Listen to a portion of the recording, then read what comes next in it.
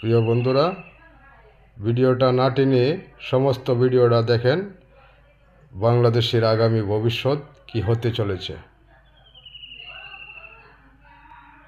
সবাই দেখেছেন যে গ্রামীণ টাওয়ার আছে বাংলাদেশের বিভিন্ন বিল্ডিং এ, বিভিন্ন জায়গায় গ্রামীণের টাওয়ারগুলো আছে, এগুলো ভেঙে ফেলা খুব সহজ।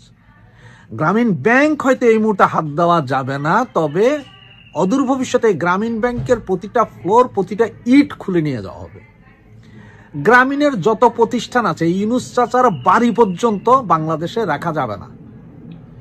এগুলো সব 32 নম্বর যেভাবে বুলডোজার দিয়ে ভাঙা হয়েছে, এগুলো সব প্রতিষ্ঠান বুলডোজার দিয়ে ভাঙিয়ে দেওয়া হবে।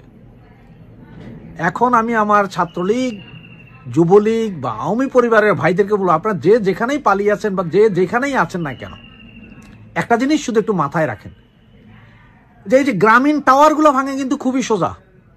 এগুলোর জন্য হাজার ঘনফুট মিছিলের প্রয়োজন হয় না। দুই একটা রড দিয়ে বাড়ি দিলে গ্রামীণ টাওয়ারগুলো ভেঙে ফেলা যায়। বাংলাদেশের বিভিন্ন জায়গায় আনাচে কানাচে গ্রামীণ টাওয়ার আছে। শুরু করেন আজকে থেকে ভাঙা গ্রামীণ টাওয়ার।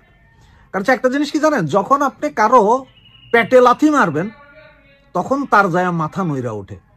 কারণ হচ্ছে আপনি যখন পেটে লাথি মারবেন তার খাওয়া দাওয়া বন্ধ। সুতরাং এই গ্রামীণের স্থাপনায় যখনই আপনি আস্তে ধীরে আক্রমণ শুরু করবেন, তখনই এই গ্রামীণ আলাদের মাথা নড়তে থাকবে।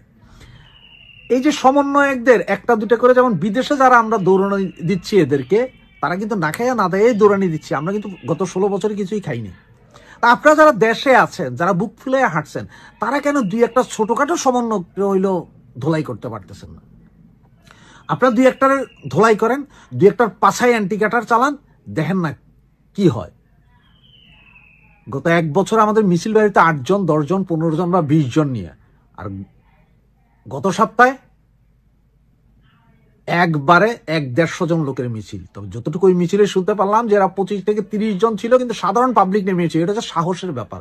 আপনার সাহস করে একবার যদি মিছিলে নাইমা যান, দেখবেন যে আপনার পিছনে হাজারো জনতা এমনিই জোট হয়ে যাবে।